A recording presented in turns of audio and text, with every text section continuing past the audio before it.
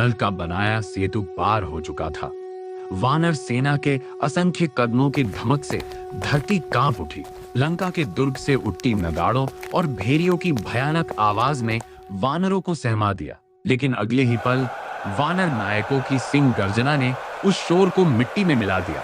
प्रभु श्री राम ने दृष्टि उठाई। सामने स्वर्णमयी लंका थी। उन्होंने लंबी श्वास लेकर लक्ष्मण से कहा, देखो लक्ष्मण, वह नगरी जो आकाश को चूमती है, जहां मृग शाबाक्षी सीता रावण की कैद में वैसी ही तड़प रही हैं जैसे राहु के ग्रास में फंसी रोहिणी नक्षत्र। यह नगरी सुंदर है, कौशल का शिखर है, किंतु हाय, आज यह मेरे क्रोध की अग्नि में भस्म होने को अभिशप्त है। भावनाओं को पीछे छोड़ मर्यादा पुरुषोत्तम अब एक सेना नायक की भूमिका में थे। उन्होंने आज्ञा दी, व्यूह रचना करो।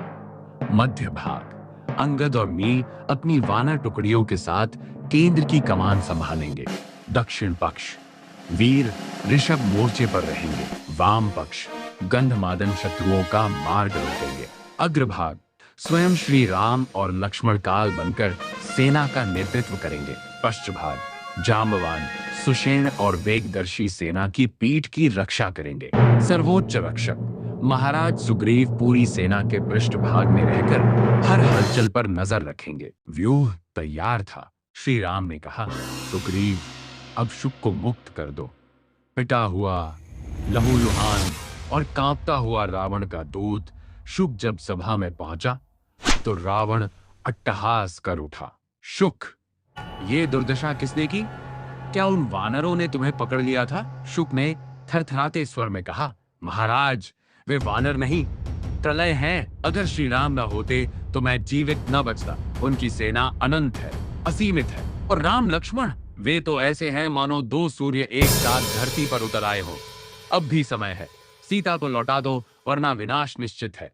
शुक की बात सुनकर रावण गर्जा, मेरी सेना तीनों लोकों को जीत सकती है, कोई तपस्वी मेरा अंत नहीं कर सकता। रावण अहंकार के अंधेरे में डूबा था। अब बारी थी उस महायुद्ध की जिसकी गूंज युगों युगों तक सुनाई देने वाली थी। क्या होगा जब वानर सेना लंका के प्राचीरों को तोड़ेगी? अगले सर्ग की गाथा के लिए अभी सब्सक्राइब करें और बेल आइकन दबाएं। जय श्री राम।